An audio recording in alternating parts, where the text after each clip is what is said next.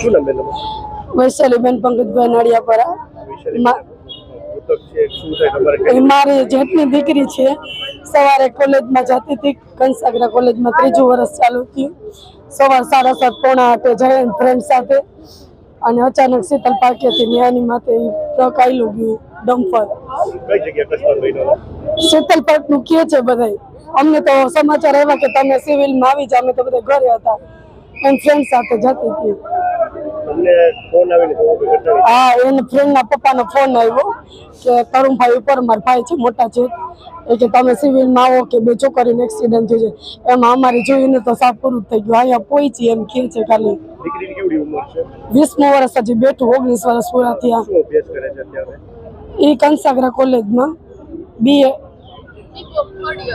BCom 3rd year હતું. શું માંગ છે? કેવી આવા જે ટ્રક ચાલકો છે જે બેફામ ચાલતો, કેવી કાર્યવાહી થવી જોઈએ? કરવી જ પડે ને, પણ કાર્યવાહી કરજો, સરકારને કઈ કરજો જ એની ઉપર. ટ્રક ચાલક છે કે ફરાર થઈ ગયા તમે જ્યારે? એ તો આગળ નથી ખબર, ભાઈ જેન્ટ્સને ખબર હશે. હવે શું માંગ છે? કેવી કાર્યવાહી થવી જોઈએ? કાર્યવાહી કરવી જ પડે ને, કે અમારું તો વયું ગયું છે, ગુમાવેલું તો.